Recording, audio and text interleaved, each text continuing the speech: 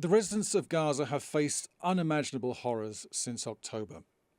The massive bombardments that pummeled the territory over the last 5 months or so have flattened entire neighbourhoods, and when reconstruction eventually begins, the costs are likely to be in the tens of billions. That reconstruction will be hampered by an unwelcome, deadly hangover from the conflict, unexploded bombs, missiles and other types of munitions. The UN's Mine Action Service has warned that an extraordinary volume of explosive remnants of war is expected to contaminate civilian areas, including residential neighbourhoods, threaten lives and impede the safe delivery of emergency and humanitarian assistance.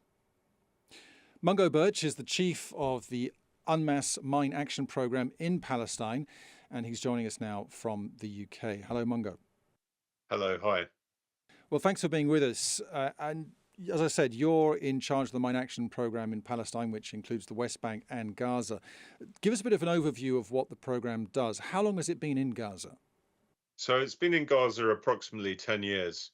Our primary operations before October 7th were based in Gaza, and we also had smaller operations in the West Bank. In Gaza, primarily what we did in terms of EOD work was we cleared deep buried aircraft bombs, and we did explosive threat assessments of UN facilities after there was an escalation. Can you just explain what EOD is?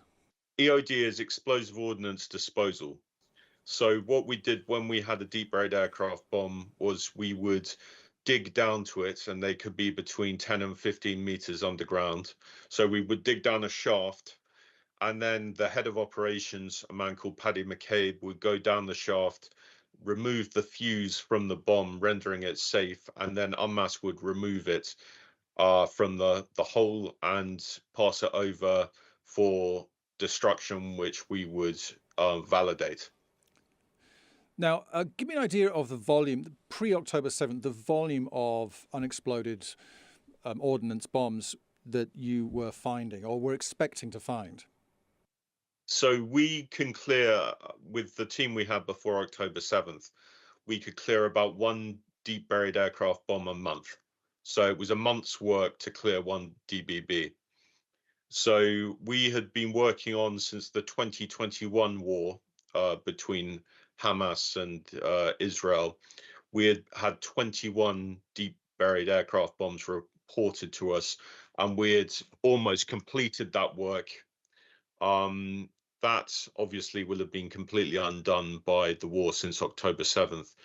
And to be honest, the scale of the contamination will be such that it's unlikely we'll start looking into deep buried ordnance for some time. Most of our work will be focused on surface level ordnance.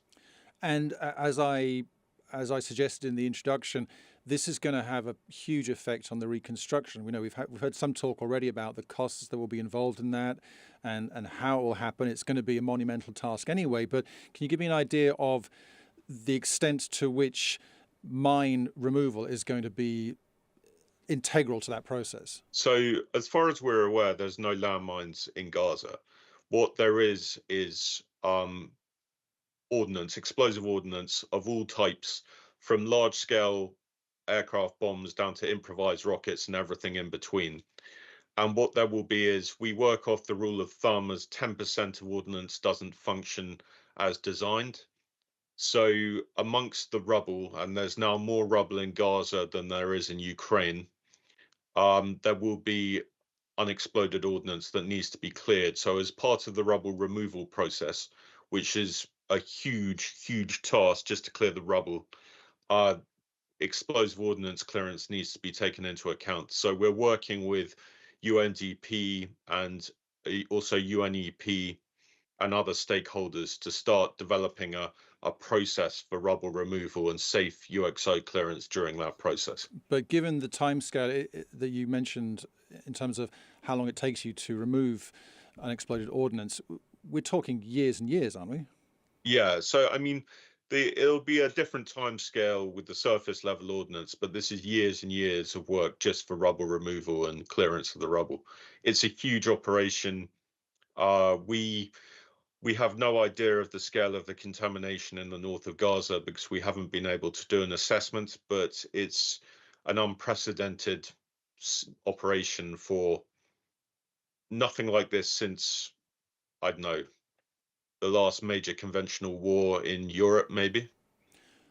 And let's get back to what happened on October 7th and after October 7th. Were you in Palestine at the time, and what was the effect on you and your team? Yeah, I was in Gaza. So I was the only international staff member in Gaza at that time. The other two were on leave. We had 9 national staff members in Gaza. The first week of the war, I was in northern Gaza in the UNRWA compound. Uh, the bombardment was incredibly intense. Large, large airdrop munitions, missiles, etc. Hamas barrages of rockets going out. The bombardment was like nothing I've ever experienced. Um, yeah, the UN compound was never directly hit, but it was severely damaged by blast. And yeah, it was a very dire situation. The national staff were spread across Gaza. They're now all in the south. Two um, have evacuated from Gaza, one due to a medical reason and one who self-evacuated. The other 7 remain in Gaza and they continue to work. And they've been unbelievably good and dedicated to their jobs under the most terrible circumstances Yeah, I imaginable. mean, their lives are presumably at Yeah, risk, as everyone is finding in Gaza. It's extremely dangerous completely. situation. Can you tell me a bit more about what they're doing now? So we've got 4 international staff in Gaza providing support to UN convoys to the north. They provide the EOD capacity for the convoys so the convoys can get through unhindered by UXO. Then our national staff are conducting risk education, explosive ordnance risk education, which is a vital component of the mine action response in Gaza. Administration and all the kind of backroom stuff is all conducted by the nationals in Gaza. It's an incredible thing they're doing. A lot of coordination is being done by them. I mean, they've really gone above and beyond what they need to do. Most of them have lost their homes. They've lost relatives and friends. It's a terrible situation. It sounds incredibly difficult. So, would they be going and accompanying these humanitarian delivery trips? Then will No, they physically be there? no. The only people accompanying UN convoys on the humanitarian convoys are UNMAS international staff. So yeah, in Palestine, because of the political issues with operating there, UNMAS ensures that no national staff member conducts direct EOD. That's all conducted by international staff members. And the national staff do administration, they do risk education and everything else in between, but they don't conduct hands-on EOD work. Give me an idea of how difficult it's been for you as a team. I mean, you mentioned the situation for some of the individual people, which sounds absolutely awful. But as a team, how are you managing to carry on? So it's extremely difficult. I mean, we have communication blackouts in Gaza, which are very, very stressful for everyone involved. To be honest, the only reason the team's held together is because we had an excellent team dynamic before the war, and the staff are very dedicated. The national staff are hugely dedicated to UNMAS and the wider UN project, and it's a real testament to them and their resilience. Really, it's exceptional. I've never seen anything like it. And I'm sure, yeah, you're already starting to think in the midst of all this of what comes next. It's going to take a huge amount of money. Have you managed to put a figure on what sort of funding you will need? And is there a big gap between what you need and what you have? There's a huge gap. So we estimate that to begin the clearance of Gaza, we need, as a start, we need 45 million US dollars. So far, we've got 5.5 million in the hard pipeline, and yeah, so we're running at a 40 million shortfall of what we need.